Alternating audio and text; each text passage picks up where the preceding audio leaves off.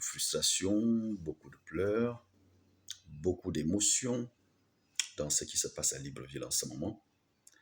Dans ma précédente vidéo, j'avais déjà donné une solution qui permettrait peut-être à l'État d'apaiser psychologiquement les 95% de personnes qui avaient vu leur maison pilonnée, leur commerce, ainsi de suite. Et la solution que j'apporte ne coûte même pas un rond. Sauf que beaucoup de gens risqueraient d'aller en prison si jamais l'État faisait ce que j'avais proposé dans cette précédente vidéo. Peut-être pour dire une petite chose, ça ne coûte rien de publier les listes.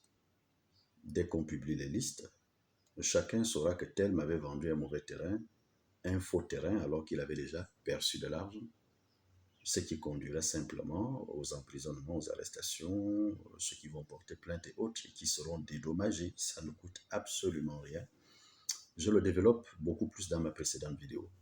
Mais je veux aller à une deuxième solution, parce que l'heure n'est plus aux lamentations, ou aux critiques, ou à la récupération politique. Je pense que le président gagnerait, nous gagnerions à apporter des solutions. Et la solution que je vais apporter concerne beaucoup plus les commerçants. Et quand on regarde un peu dans la zone, les zones derrière l'Assemblée et autres, ceux qui étaient logés, je parle vraiment des petits commerçants. Beaucoup avaient des bars qui faisaient la grillade, qui étaient serveurs, ainsi de suite. Donc, on peut trouver une solution rapide par rapport à ces compatriotes. Et là, je m'adresse au ministère des PME-PMI qui s'occupe de la création des entreprises. Parce que là, ces nouveaux sans-abri et qui sont sous-employés, ils n'ont plus rien. Ils étaient déjà occupés, mais ils n'ont plus rien. Là, il revient à votre ministère de montrer toute son ingéniosité. Ces jeunes que vous voyez étaient dans des petites tontines de 5 000 francs jour, 2 000 francs jour, 100 000 francs par mois. D'autres qui avaient peut-être loué les locaux où ils étaient, ceux qui avaient même ouvert leur commerce avec leurs propres fonds. Là, il va falloir imaginer. Et ce que je propose, allons-y sur une base de 200 millions.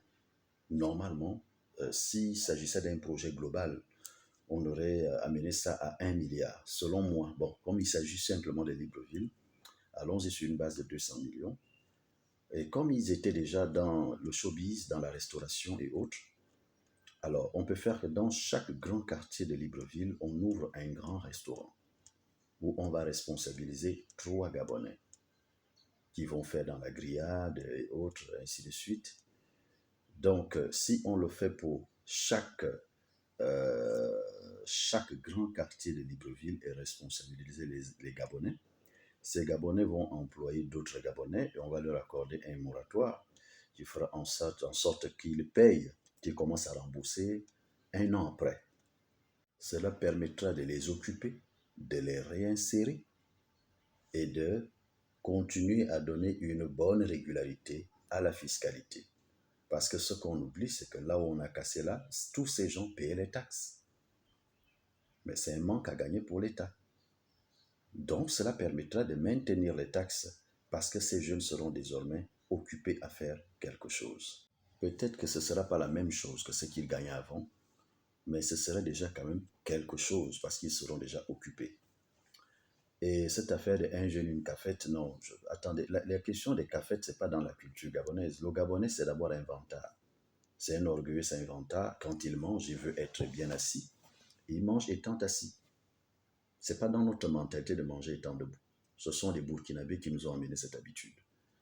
Avec les restaurants typiquement gabonais, il y aura toute une variété de nourriture. Et ce que je propose, c'est que les restaurants qui seront créés pour occuper les Gabonais qui ont perdu, priorité des Gabonais qui ont perdu leur commerce.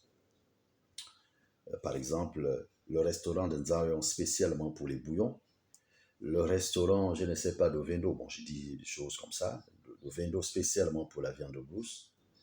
Et si vous voulez les grillades, c'est le restaurant peut-être de lui. C'est des exemples que je prends. On n'aura plus des restaurants qui font tout en même temps. C'est pour permettre à tout le monde de respirer. Maintenant, s'il y a encore quelque chose, On ouvre des salons de coiffure dans chaque quartier. Un salon de coiffure, un grand salon où on va responsabiliser 5 Gabonais. Un grand salon de coiffure. Pas 3 dans un même quartier, un seul, pour permettre aux autres de respirer aussi. Voilà comment petit à petit, nous allons faire en sorte que les jeunes qui ont perdu leurs activités puissent se réinsérer et qu'ils continuent toujours à faire leur tontine comme d'habitude et qu'ils continuent à exister et à aider leurs familles, aider leurs enfants. Parce que ce qui se passe aujourd'hui et ce qui se dit, les éléments de langage que nous voyons, si c'était dans des pays développés, vous aurez des sérieux problèmes. En fait, je veux parler du gouvernement en général, en disant, bon, c'est de leur faute, effectivement, c'est de leur faute. Mais c'est de leur faute, mais qu'est-ce qu'on fait, on fait par la suite? Puisqu'ils ont déjà rejoint une nouvelle catégorie qu'on appelle les sans-abri. Ils viennent de rejoindre une nouvelle catégorie qu'on appelle les chômeurs. Mais il est aussi dans le devoir, dans le droit régalien de l'État de s'occuper des sans-abri. Il est aussi dans le devoir, le droit régalien de l'État de trouver du travail à ceux qui n'en ont pas. Donc, vous avez une nouvelle catégorie de personnes. C'est vrai, ce n'est pas de leur faute. Non, c'est vrai que c'est de leur faute, mais c'est aussi une mission de l'État de pouvoir trouver une solution. Et la solution que je vous apporte peut peut-être vous aider. Je n'ai pas la science infuse, mais je pense que ça peut quand même aider à faire quelque chose. Première chose, par rapport à ce que j'ai dit dans ma précédente vidéo, je donne déjà une proposition qui ne coûte même pas un rond. La seule différence que beaucoup iront en prison si on applique cette proposition. Deuxième solution, c'est celle qui vous amènera peut-être à dépenser un tout petit peu. Mais je souhaite que ça soit une enveloppe de 1 milliard pour que ça puisse se faire dans les 9 provinces. Mais comme il s'agit de Libreville, 200 millions, ce sera peut-être un début. Ce sera un début. Avec des études, on pourra peut-être améliorer le montant que je viens de proposer.